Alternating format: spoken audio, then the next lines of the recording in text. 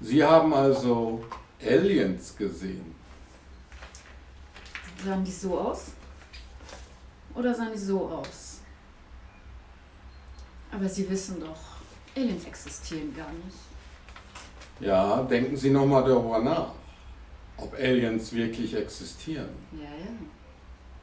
Das kann sehr ungesund für Sie enden. Sehr ungesund.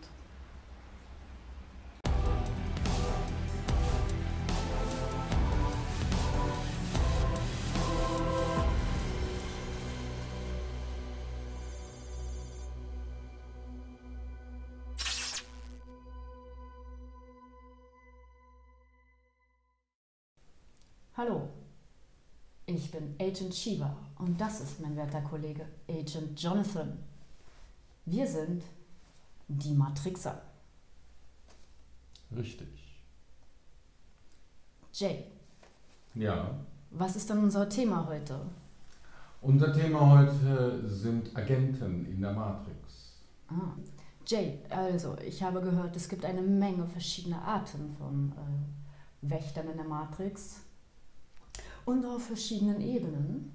Einmal die Wächter in den verschiedenen Dimensionen, dann die Wächter in den Träumen und ein ganz spezieller, der Wächter vor dem Schlaf, der Sandmann. Der Sandmann. Aha. Ja, hallo und willkommen zu den Matrixern und unserem wirklich coolen Thema, die Agenten in der Matrix. Ja, es gibt viele verschiedene Agenten. Ja, dann würde ich sagen, fangen wir mal an, über die Wächter zu erzählen. Wir haben ja gesagt, es gibt die Traumwächter und die Matrixwächter in den anderen Dimensionen, die verhindern wollen, dass wir die Matrix verlassen und ins Licht gehen und so weiter. Und ich würde sagen, breiten wir das Thema für euch aus. Ja, also Agenten in der Matrix. Was gibt es noch für Agenten? Ja, mit welchen Wächtern fangen wir an? Ja, ich würde Jay? sagen, die Wächter, die auch den Namen tragen, die Männer in Schwarz bzw. Man in Black. Da habt ihr ja bestimmt schon von gehört. Gibt's wirklich? Gibt's wirklich. Die sind halt instruiert worden, Zeugen von UFOs oder Aliens zu besuchen und so ein bisschen Missgunst zu verbreiten, beziehungsweise die Zeugen dazu zu bewegen, ihre Aussagen zurückzunehmen oder nicht darüber zu erzählen, das zu verheimlichen und sogar auf das Videomaterial herauszugeben, das sie eventuell gemacht haben könnten. Und da gibt es ja schon viele Geschichten von, wo eben das Videomaterial eingefordert wurde, ansonsten würden Konsequenzen eintreten. Genau, das wäre so die eine Art Man in Black. Ja, da gibt es zwei Arten von Man in Black. Erstmal gibt es irdische Man in Black. Das sind halt wirklich einfach Agenten, die eben engagiert worden sind, um die Zeugen zu besuchen und denen zu sagen, ja, hört mal hier, wir müssen leider das Videomaterial mitnehmen und wir fordern, dass man nicht darüber erzählt, welche Sichtungen oder welche Sichtungen gemacht worden sind. Dann gibt es noch die außerirdischen Men in Black, die haben eben die Möglichkeit, sich gleich mit Auto im Anzug und mit menschlichem Aussehen auf der Erde zu manifestieren. Genau, manifestieren, Teleportieren. Es gibt ja da viele Aussagen, dass die immer ganz geschniegelt im schwarzen Anzug mit weißem Hemd und schwarzer Krawatte vor der Tür stehen und dann auch das Videomaterial einfordern und einen mehr oder weniger dazu drängen, bloß nicht über das Gesehene zu berichten und drohen dann auch mit Konsequenzen. Eigentlich sind die dann immer noch ziemlich nett und freundlich, aber doch fordernd, würde ich sagen. Und die können aber auch sehr unangenehm werden, wenn man sich da weigert oder wenn man vielleicht nicht zustimmt zu dem, was die von einem wollen. Und da können die dann schon sehr unbequem werden, würde ich sagen. Und es ist sogar möglich, dass die dann halt dafür sorgen können, dass man dann auch Probleme bekommt. Ne? Vielleicht mit der Regierung oder mit dem Militär, je nachdem. Und wenn also jemand mal diesen Man in Black begegnet, ist dann die Frage, wie reagiert man da? Ist ja ähnlich wie mit der GEZ, da weiß man ja auch nicht so recht, wie man da reagieren soll, wenn die plötzlich vor der Tür stehen. Und ja, ein bisschen kann man es damit vergleichen, würde ich schon fast sagen. Und weist man die ab oder gibt man gleich das Videomaterial raus? Also zu empfehlen ist es schon, das Videomaterial rauszugeben und darum, wenn einer eine UFO-Sichtung gemacht hat, sofort Kopien erstellen, sofort irgendwo auf irgendeinem Server ablegen oder so oder vielleicht eine Kopie davon verschicken.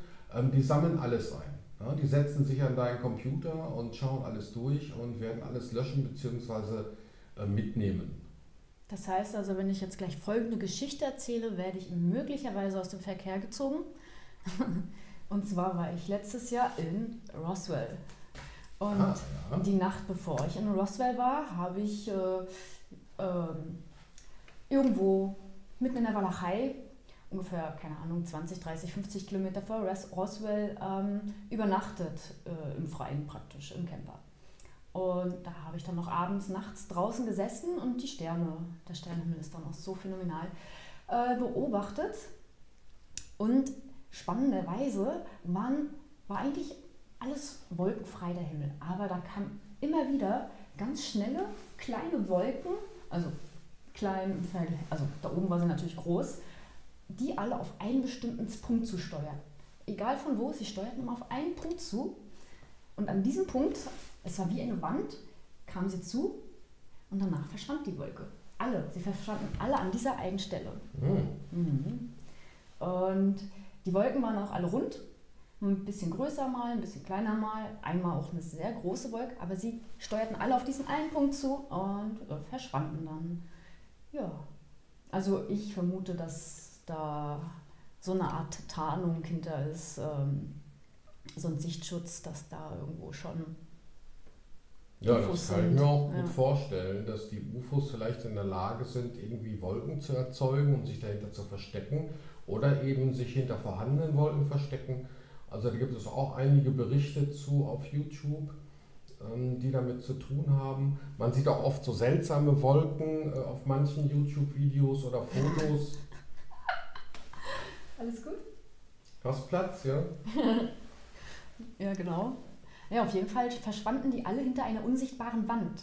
Und das fand ich sehr spannend, alle an dieser einen Stelle. Ja, dahinter, keine Ahnung, also die Wand war wahrscheinlich Illusion oder Sternenhimmel-Illusion oder ich weiß nicht was, auf jeden Fall alle verschwanden da. Ja, war nett, ich werde wahrscheinlich jetzt bald nicht mehr da sein. Schön war's mit euch, tschüss. Nein, Scherz. Hast du es denn aufgezeichnet? Naja, natürlich nicht. Dann ich war einfach nur begeistert. Dann musst du dir keine Sorgen machen. Okay. Aber ich weiß, an welcher Stelle es war. Ich habe die Geoposition.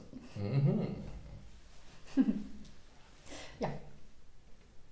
Ja, das zu den Men in Black. Also erkennt man die Men in Black eben an einem ähnlichen Outfit, das wir haben. Oft tragen die auch noch Hüte, mehr so aus den 50er Jahren. Es wird eben viel darüber berichtet, dass die eben sehr ein bisschen nostalgisch wirken. Ne? So wie aus den 50er Jahren vielleicht wirken die dann ein wenig. Sind es vielleicht Zeitreisende? Wird auch angenommen, dass die eben aus einer ganz anderen Zeit eben hier rüberkommen und dann dafür sorgen, dass die Zeugen eingeschüchtert werden, beziehungsweise das Videomaterial eingesammelt wird. Und ja, so ganz unmöglich ist das nicht, wenn man ja bedenkt, die Aliens sind uns ja vielleicht 1000, 10.000 Jahre in der Technik voraus. Und warum soll das nicht möglich sein? Naja, eben. Ne? Einfach mal so ein Auto irgendwo zu erschaffen, Man in Black reinzusetzen oder dass die UFOs Wolken erzeugen können oder sich dahinter verstecken können. Warum soll das nicht möglich sein? Ich meine, heutzutage wird ja auch schon viel damit geforscht, das Wetter zu beeinflussen, Wolken zu erzeugen und das schon zu unserer Zeit. Jedenfalls machen sie das ja auch am Mount Shasta, wo dann das Mutterschiff der Innererdler rauskommt, wenn mal das Mutterschiff rauskommt, dass sie da wirklich eine riesen Wolke erzeugen, wo dann eben, damit das Mutterschiff getarnt ist. Bin zwar auch da gewesen, aber ein Mutterschiff habe ich leider nicht gesehen. Ja, schade. Ja, sehr schade. Aber solche Bilder gibt es auch im Internet, so Wolkenformationen, die sind wirklich rund und sehen wirklich aus wie UFOs, zumindest haben sie die Form davon. Ne? Und, oder es gibt auch Wolken, wo man sieht, dass mitten in der Wolke ein rundes Loch ist, als wäre eben ein UFO so hoch durch die Wolke gegangen und hätte ein Loch in die Wolke Du meinst wie ein Donut? Ja, so ein bisschen Donut-mäßig. Okay. Also Man in Black, ich weiß nicht, ob es klug ist, sich dagegen zu wehren. Das Beste ist wohl, Kopien zu machen. Sofort nach der Sichtung direkt Kopien machen, weil die stehen dann eventuell morgens am anderen Tag gleich auf der Matte. Selbst dann, wenn ihr keinem davon erzählt habt, dass ihr diese UFO-Sichtung hattet, habe ich schon davon gehört, dass da eben die Man in Black morgens vor der Tür stand und sich niemand erklären konnte, woher die das wissen konnten. Ja, das also zu den Man in Black. Da gibt es auch sehr viel Quellenmaterial im Internet zu finden. Es gibt ja auch den gleichnamigen Film, 2 Filme oder 3 sogar, 3 Teile mit Will Smith. Und ist ganz witzig gemacht, aber so im Kern oder ja, im Kern würde ich sagen, ist da schon was dran. Und da kann man sich vielleicht ein bisschen ein Bild von machen, wie man sich das mit dem Man in Black vorstellen kann. Man kann es wirklich eigentlich als eine ja, militärische Behörde sehen, die eben die Aufgabe hat, das Wissen über Aliens und UFOs zu verschleiern. Das ist deren Hauptaufgabe. Möglichst gewaltfrei, aber im Notfall können die wahrscheinlich auch ein bisschen härter durchgreifen. Aber solche Fälle habe ich bisher noch nicht gehört, dass da härter durchgegriffen worden ist, weil die Zeugen da meistens sehr kooperativ waren. Welche Matrix-Agenten gibt es noch? Ja, Jay, also ich kann noch von den Traumwächtern berichten. Da hatte ich ja auch mal ein spannendes Erlebnis. Und zwar kamen Leprechauns zu mir im Traum. Die meinten, wir können dir zeigen, wie du immer astral reisen kannst, jederzeit und immer luzid träumen kannst. Wir zeigen dir das. Ich habe mal in einem Camper übernachtet, der hieß Leprechaun eine ganze Weile. Und habe mich damit auseinandergesetzt und dann kamen die in meinen Traum. Und dann haben die mir das angeboten. Aber genau in dem Moment, wo sie mir das verraten wollten, den Trick, wie ich immer astral sein kann und immer luzid träumen kann, solange ich will, kamen Wächter vorbei und haben die Leprechauns verjagt und den Traum aufgelöst. Ja, ich habe die früher mal Traumpolizei genannt. Am Anfang, als ich noch nicht so recht wusste, wer die sind, dass ich halt im Traum luzid war und dann plötzlich immer verfolgt worden bin von irgendwelchen komischen Agenten. Und ich habe immer versucht, noch luzide zu werden. Ich war da nicht hundertprozentig luzid und die haben dann versucht eben, dass ich nicht hundertprozentig luzid werden kann oder werde und haben mich dann verfolgt. Ne? Und die wollten eben, dass ich dann aufwache oder mein Bewusstsein über den Klartraum verliere. So eine Schweine. Und die habe ich dann früher mal Traumpolizei genannt. Ne? Ich habe auch in Träumen Realitäten entdeckt, in denen beispielsweise Träumer verboten waren. Die wollten also absolut nicht, dass man dort als bewusster Träumer herumläuft und vielleicht auch noch andere Leute in diesem Traum beeinflusst oder denen vielleicht das Bewusstsein vermitteln könnte, dass sie sich eigentlich in einem Traum befinden. Und in dieser Hinsicht hat eben die Traumpolizei dafür gesorgt, dass man diese Realität verlassen hat. Also musste man dann halt in solchen Realitäten immer verbergen, dass man ein luzider Träumer war. Ja, mir ist zum Beispiel jetzt gerade ein Traum eingefallen, den ich hatte. Da war ich in einem Café und ich war dort luzide und neben mir stand einer und der schien auch ein luzider Träumer zu sein. Und ich habe dann zu ihm gesagt, du träumst auch gerade, oder? Und da hat er mich ganz verunsichert angeschaut und hat nichts gesagt. Und dann plötzlich der hinter dem Tresen stand, meinte dann zu dem anderen luziden Träumer, träumst du? Sag schon, träumst du? Sag! Und dann hat er so geguckt und wurde ganz rot im Gesicht, als hätte man ihn bei irgendwas erwischt oder ertappt. Ne? Und dann merkte ich, wie sein Körper so auseinanderging und so irgendwie flüssiger wurde. Und dann machte es plötzlich plopp, weg war er. Ach nee. Okay. Und da hatte ich auch schon so den ersten Tipp bekommen, dass eben Träume auf bestimmten Traumebenen ungern gesehen werden. Und warum das so ist, ich denke mal, das ist ähnlich wie mit den UFOs. Ja, ich denke. Die Menschen sollen eben nicht zu bewusst werden. Sie sollen halt immer in einem bestimmten Rahmen verbleiben und diesen Rahmen auch nicht verlassen. Hm. Und daher gibt es auch in Träumen Agenten, die eben dafür sorgen, dass das Wissen um das luzide Träumen irgendwie nicht zu bekannt wird oder nicht zu oft oder von zu vielen angewendet wird. Genau, ja. Denk's mir auch. Ja, und dann haben wir noch die typischen Matrix-Wächter, ne? Die nicht wollen, dass wir die Matrix verlassen.